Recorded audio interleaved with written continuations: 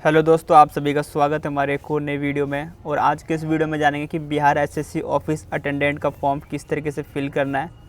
तो इससे पहले इस वैकेंसी के बारे में देख लेते हैं कि कितनी नंबर ऑफ पोस्ट है और क्या क्वालिफिकेशन है और कौन कौन अप्लाई कर सकता है। तो ये vacancy Bihar staff selection board commission के द्वारा वैकेंसी है, जिसके अंदर ऑफिस अटेंडेंट यानी कि कार्यालय परिचारी के पोस्ट पर वैकेंसीज़ है। इसके अंदर टोटल 3727 पदों पर वैकेंसी है। अगर आप भी 10वीं पास कैंडिडेट है तो आप इसके अंदर अप्लाई कर सकते हैं। इसके एप्लीकेशन फॉर्म ऑनलाइन फिल किए जाएंगे इसकी ऑफिशियल वेबसाइट के माध्यम से। और इसकी जॉब लोकेशन बिहार के अंदर रहने वाली है। और इस वैकेंसी की इम्पोर्टेंट डेट की बात करें तो इसके एप्लीकेशन फॉर्म 25 अगस्त से स्टार्ट हो चुके हैं और आप इसके अंदर लास्ट 24 सितंबर तक अप्लाई कर पाएंगे। और इसके एप्लीकेशन फॉर्म में कुछ अपडेट्स भी किया गया है, जिसके अंदर जो जनरल कैटेगरी है यानी कि ऑल कैंडिडेट बिहार या फिर अदर स्टेट के है तो उनकी एप्लीकेशन पहले 540 रुपये थी, लेकिन अब एक नए अपडेट के बाद इसके अंदर 100 रुपये एप्लीकेशन फ़ीस कर दी गई है ऑल कैंडिडेट के लिए, चाहे वो बिहार का हो या फिर अदर कैंडिडेट। और इसमें कैटेगरी से भी अब कोई फ़र्क नहीं पड़ने वाला है, क्योंकि इसके अंदर सभी के लिए 100 रुपये एप्लीकेशन फ़ीस कर दी गई है। अब इसके अंदर क्वालिफ़िकेशन की बात करें तो इसके अंदर ऑफिस अटेंडेंट के लिए, जिसके अंदर 3727 पोस्ट है, इसके अंदर केवल 10वीं पास कैंडिडेट इसके अंदर अप्लाई कर पाएंगे। और जो 12वीं या फिर ग्रेजुएट पास है वो भी इसके अंदर अप्लाई कर सकते हैं, लेकिन इसके अंदर जो मिनिमम क्वालिफ़िकेशन है वो 10 पास मांगी गई है। और इसके अंदर एज लिमिट की बात करें तो इसके अंदर एज लिमिट कैलकुलेट करने से पहले आपको ये ध्यान देना होगा कि इसमें एज कब से कब तक कैलकुलेट करी जा रही है।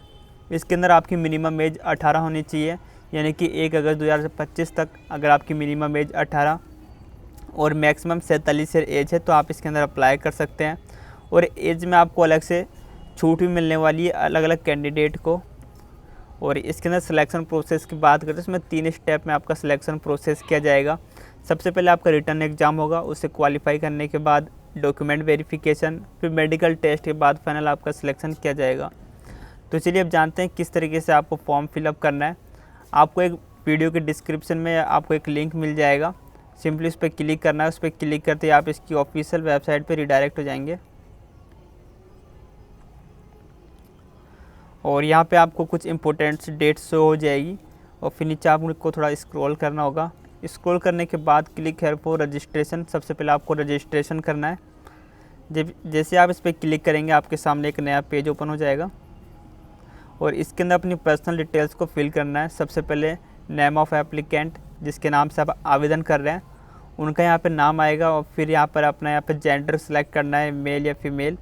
उसके बाद यहाँ पे डोमिसाइल ऑफ बिहार, यानी कि अगर आप बिहार राज्य के हैं तो आपको येस पे क्लिक करना है। अगर आप अदर स्टेट से आवेदन कर रहे हैं तो आपको यहाँ पर नो पे क्लिक करना है। अगर आप यहाँ पे येस पे क्लिक करेंगे तो यहाँ पर आपको कैटेगरी का यहाँ पर ऑप्शन आ जाएगा कि आप किस कैटेगरी से हैं, एससी या फिर जनरल या एसटी। अगर आप यहाँ पर नो पे क्लिक करते हैं यहाँ पर ऑटोमेटिक अनरिजर्व्ड यानी कि जनरल से फिल होता है कि जो अदर स्टेट कैंडिडेट जो इसमें अप्लाई करेंगे उन्हें यहाँ पर जनरल में काउंट किया जाएगा। अगर आप बिहार के हैं तो येस पे क्लिक करना है। और उसके अंदर भी आप एससी है, एसटी या फिर बीसी मतलब यहाँ पे होता है जैसे कि आप ओबीसी कैंडिडेट है तो यहाँ पर बिहार के अंदर से ओबीसी के नाम से जाना जाता है, तो आप यहाँ पे ओबीसी को क्लिक कर सकते हैं। इसके बाद आपको यहाँ पर कास्ट यानी कि जाति पे क्लिक करके बताना है कि आप किस जाति के अंतर्गत आते हैं। यहाँ पर काफ़ी लंबी लिस्ट है, आप अपने अकॉर्डिंग यहाँ पर चूज़ करना है। इसके बाद अगर आप नॉन क्रीमी के अंदर आते हैं तो आपको येस पे क्लिक करना है। और फिर नीचे अगर आप यहाँ पे पीडब्ल्यूडी यानी कि डिसेबिलिटी यानी कि आप विकलांग हैं तो येस पे क्लिक करना। अगर नहीं है तो आप यहाँ पे सिंपली नो पर क्लिक करना है। फिर नीचे बाद इसको स्क्रॉल करना है और अगर यहाँ पे एक्स सर्विसमैन है तो येस पे क्लिक करना है। अगर आप नहीं है तो सिंपली यहाँ पे नो पे क्लिक करेंगे। और फिर इसके बाद क्या आपने बिहार सरकार के अंडर में कोई जॉब किया हो तो येस पे क्लिक करना। अगर आपने नहीं किया है तो सिंपली यहाँ पे नो पे क्लिक करेंगे। और इसके बाद क्या आप बिहार सरकार के किसी गवर्नमेंट जॉब में हैं तो येस पे क्लिक करना। अगर आप नहीं है तो यहाँ पर नो पे क्लिक करेंगे। इसके बाद बिहार सरकारी कर्मचारी के बाद आपकी गवर्नमेंट जॉब लगने के बाद आपने कितनी बार प्रयास किया है गवर्नमेंट जॉब का। अगर आपकी जॉब नहीं लगी तो आपको 0 करना है। अगर आप जॉब लगने के बाद आप इसमें फॉर्म फिलअप कर रहे हैं कितनी बार प्रयास किया वो यहाँ पर फिल कर देना है। अगर आप वो सब नहीं चाहते तो आप सिंपली यहाँ पे 0 पे क्लिक कर सकते हैं। इसके बाद यहाँ पर आपको अपना मोबाइल नंबर फिल करना है। जब आप इसके अंदर अपना मोबाइल नंबर आपको वही फिल करना है जिस नंबर से इसमें हर कैंडिडेट एक मोबाइल नंबर से एक ही बार आवेदन कर सकता है। जब आप इसके अंदर मोबाइल नंबर लिखेंगे तो आपको यहाँ पर साइड में ग्रीन कलर में अवेलेबल दिखा देगा। अगर आप इसमें दोबारा किसी नंबर से जो आपने आवेदन किया होगा वही नंबर आप दोबारा फिल करेंगे तो यहाँ पर डुप्लीकेट का ऑप्शन आ जाएगा। इसी तरीके से आपको 2 बार यहाँ पे मोबाइल नंबर डालना है ताकि वेरिफिकेशन हो, ताकि आप नंबर गलत डालें तो आपको यहाँ पता चल जाएगा।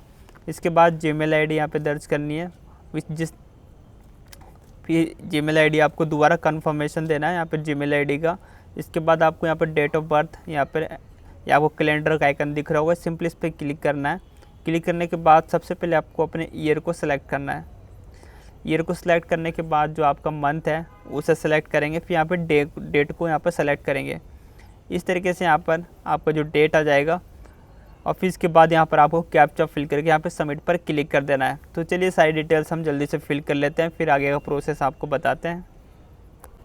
जब आप यहाँ पे सेव एंड कंटिन्यू पे क्लिक करेंगे तो आपको इस तरीके से एक पॉपअप आ जाएगा। किस ओके करने पर आप इसे एडिट नहीं कर पाएंगे, सिंपली ओके पर आपको यहाँ पे दोबारा कन्फर्म एंड नेक्स्ट का ऑप्शन मिल जाएगा। सिंपली यहाँ पे कन्फर्म पे क्लिक करना है, आपको दोबारा इस तरह का पॉपअप आ जाएगा और फिर यहाँ पर आपका रजिस्ट्रेशन नंबर आपको यहाँ पे शो हो जाएगा।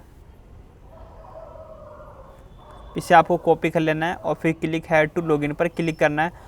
और जो आपका इसमें आपने रजिस्टर्ड मोबाइल नंबर डाला था उसके ऊपर आपका यहाँ पर रजिस्ट्रेशन नंबर और पासवर्ड आपको मैसेज के थ्रू जाता है। यहाँ पर क्लिक है टू लॉगिन पर क्लिक करेंगे तो यहाँ पर आपको यहाँ पर अपना जो आपने भी कॉपी किया था रजिस्ट्रेशन नंबर और जो पासवर्ड है आपको यहाँ पे टेक्स्ट मैसेज के थ्रू मैसेज किया जाता है, तो उसे आपको याद देकर फिल कर देना है और सिंपली नीचे कैप्चा फिल कर देना है।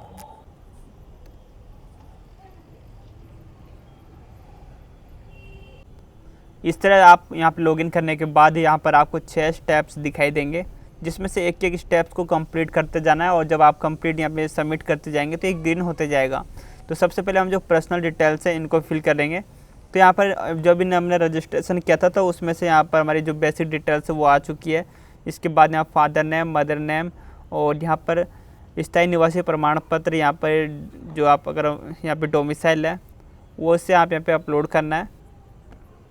और फिर इसके बाद यहाँ पे स्थायी जो आपका यहाँ पर टोकन नंबर है, यहाँ पर issue number of domicile certificate, ये आपको अपने सर्टिफिकेट डोमिसाइल सर्टिफिकेट में देखने को मिलेगा, वहाँ से आपको लेना है। और ये आपको ये पे इशू अथॉरिटी, तो यहाँ पर आपको इशू अथॉरिटी में यहाँ पर आरओ यानी कि रेवेन्यू ऑफिसर ज़्यादातर इसे जारी करता है, तो आरओ हो सकता है। अगर आप में किसी और ने जारी किया है तो वो भी आपको बता देना।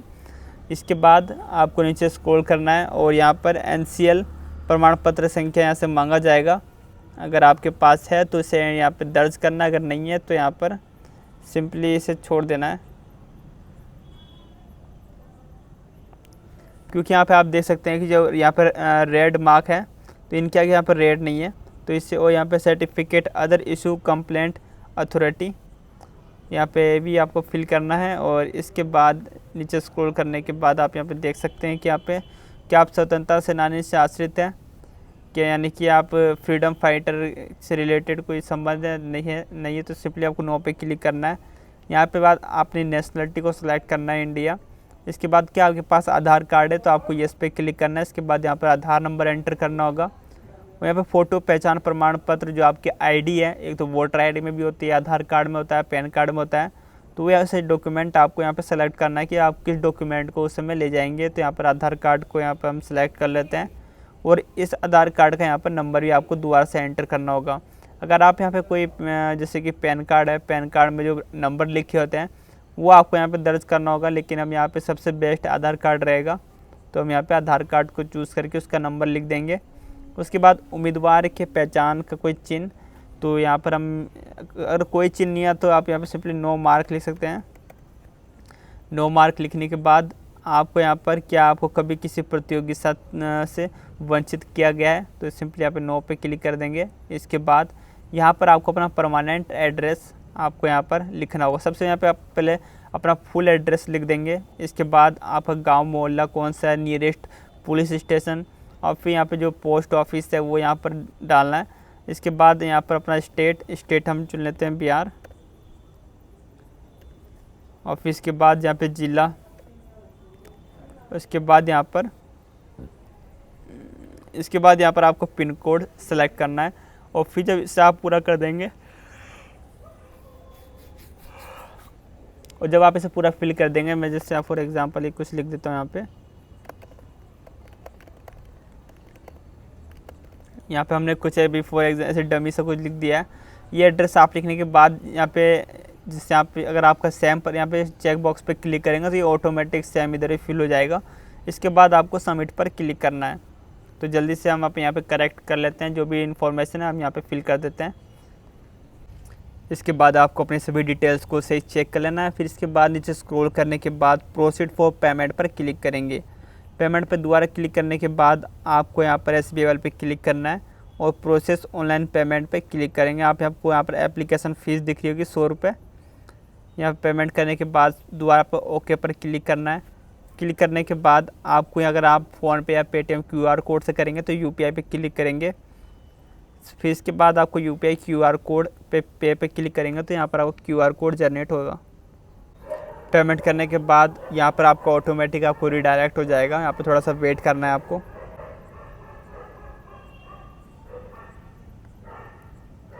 और यहाँ पर प्रिंट पेमेंट स्लिप यहाँ पे प्रिंट भी ले सकते हैं और प्रिंट फिर या फिर आप डायरेक्ट सेवन नेक्स्ट पे क्लिक करेंगे। आप देख सकते हैं कि हमारी जो पर्सनल डिटेल्स है वो कंप्लीट हो चुका है और यहाँ पे 2 स्टेप कंप्लीट कर चुका है हमने। अब एजुकेशन जो डिटेल्स है वो हमें आपको फिल करनी है 10th लेवल की, यानी कि मैट्रिक लेवल। इसके बाद यहाँ पर आपको सब्जेक्ट के अंदर ऑल सब्जेक्ट लिखना है और बोर्ड के अंदर अगर आप बिहार बोर्ड से है तो यहाँ BSEB Bihar secondary education board इसका फुल फॉर्म होता है। फिर अगर आप अदर स्टेट्स हैं तो अपने बोर्ड को यहाँ पर लिखना है। अगर आप CBSE बोर्ड से है तो यहाँ पर CBSE लिखना है। इसके बाद टोटल मार्क्स आपने जितने मार्क्स का आपका पेपर है वो टोटल मार्क्स लिखना है, उसमें से आपने कितने प्राप्त किए हैं वो यहाँ पर आपको लिखना होगा। इस तरीके से ऑटोमेटिक यहाँ पे आपकी परसेंटेज कैलकुलेट हो जाएगी। इसे आपको फिल नहीं करना है, ऑटोमेटिक आ जाता है। इसके बाद जो सर्टिफिकेट नंबर है आपको अपने मार्कशीट के सबसे टॉप में दिखाई देगा। ओरिजिनल मार्कशीट के अंदर ये सीरियल नंबर आपको वहाँ से मिल जाएगा। और सर्टिफिकेट नंबर आप अपने सर्टिफिकेट के सबसे लास्ट लेफ़्ट साइड में देखेंगे तो वो इशू डेट आपको दिख जाएगा। इन सभी को फिल करने के बाद आपको सबमिट पर क्लिक करना है। क्लिक करने के बाद आप देख सकते हैं कि एजुकेशन डिटेल्स भी यहाँ पर ग्रीन हो चुका है। इसके बाद यहाँ पर फ़ोटो और सिग्नेचर को अपलोड करना होगा। इससे पहले आपको 7 नेक्स्ट पर क्लिक करना है। क्लिक करने के बाद यहाँ पर आपको अपनी इमेज को यहाँ पर अपलोड करना है। इसके यहाँ पर कुछ यहाँ पर पैरामीटर दिया गया है, जो इसके अंदर जो इसकी साइज़ है वो 20 से लेकर 50 KB के बीच में होना चाहिए। और जो इसका फॉर्मेट है एक्सटेंशन वो JPG फॉर्मेट में होना चाहिए। तो यहाँ पर चूज़ फाइल पे क्लिक करके आपकी जिस लोकेशन पे आपकी फ़ाइल है वहाँ से इसको सेलेक्ट कर लेंगे। इस तरीके से यहाँ पे अपलोड हो चुका है। और इसी तरीके से आपके सिग्नेचर को भी यहाँ पर अपलोड करना है। तो यहाँ पर हमने अपलोड कर दिया है। और इसके बाद यहाँ पर लिखा कि अपलोड हिंदी सिग्नेचर, इसी तरीके से हिंदी सिग्नेचर को भी अपलोड करेंगे। यहाँ पे हिंदी में सिग्नेचर भी अपलोड हो चुका है। इसके बाद आपको सबमिट पर क्लिक करना है। जैसे आप ओके पर क्लिक करेंगे तो आप यहाँ पे देख सकते हैं कि फ़ोटो सिग्नेचर अपलोड हो चुका है। अगर आप इसे दोबारा से अपलोड करना चाहते हैं तो री अपलोड पे क्लिक करके दोबारा अपलोड कर सकते हैं, अगर आपको ये सही लग रहा है। तो यहाँ पर आपको 7 नेक्स्ट पर क्लिक करके आगे बढ़ जाना है। इस तरीके से हमारे यहाँ पर 4 स्टेप कंप्लीट हो चुका है। और आप देख सकते हैं कि यहाँ पर अब हमारे यहाँ पर ये वेब कैम स्टार्ट हो चुका है। अब इसके अंदर हमको फ़ोटो अपलोड करनी होगी। इसके अंदर आपकी लाइव फ़ोटो कैप्चर होती है। यहाँ पे आपकी लाइव फ़ोटो कैप्चर होगी। तो यहाँ पर आपको अपना थोड़ा उजाले में जाना है और वहाँ से फ़ोटो कैप्चर करके यहाँ पे टेक फ़ोटो पर क्लिक करना है। इस तरीके से यहाँ पर लाइव फ़ोटो कैप्चर होने के बाद आपको सबमिट पर क्लिक करना है। ओके पर क्लिक करेंगे। क्लिक होने के बाद यहाँ पर फ़ोटो और यहाँ पर आप देख सकते हैं लाइव फ़ोटो भी कैप्चर हो चुकी है। इससे पहले हमें यहाँ पे एक चेक बॉक्स दिखाई दे रहा है। इस चेक बॉक्स पर क्लिक करने के बाद फाइनल सबमिट पर क्लिक करना है और यहाँ पर आपको दोबारा ओके पर क्लिक करना है। क्लिक करने के बाद आप यहाँ पर रजिस्ट्रेशन नंबर, ID, पासवर्ड यहाँ पर आपको शो हो जाएगा। इसके बाद आप अपने फॉर्म का प्रिंट आउट लेने के लिए आपको प्रिंट एप्लीकेशन स्लिप पर क्लिक करना है। क्लिक है टू प्रिंट दिस पेज पे क्लिक करके यहाँ पर सेव पर क्लिक करना है और जिस नाम से आप अपने फाइल को सेव करना चाहते हो वो नाम आपको यहाँ पर लिख देना है। इसके बाद सेव पर क्लिक करेंगे तो हमारे डिवाइस में फ़ाइल सेव हो जाएगी। तो कुछ इस तरीके से आप इसके फॉर्म में अप्लाई कर सकते हैं। अगर आपको ये जानकारी पसंद आए तो इस वीडियो को लाइक कीजिए, अपने दोस्तों के साथ शेयर करें। अगर आप चाहते हैं कि अगर आपको इस वैकेंसी से रिलेटेड और भी कोई क्वेरी हो तो आप हमें कमेंट में ज़रूर बताएं, और नेक्स्ट वीडियो में हम आपको बताने वाले हैं कि इसका क्या सिलेबस रहने वाला है, आपको किस तरीके से तैयारी करना है, इन सभी के बारे में ही बताने वाले हैं। इसी तरह की और भी कंटेंट देखने के लिए आप हमारे चैनल को जरूर सब्सक्राइब करें। जल्दी मिलेंगे किसी नेक्स्ट वीडियो में, तब तक के लिए बाय, जय हिंद।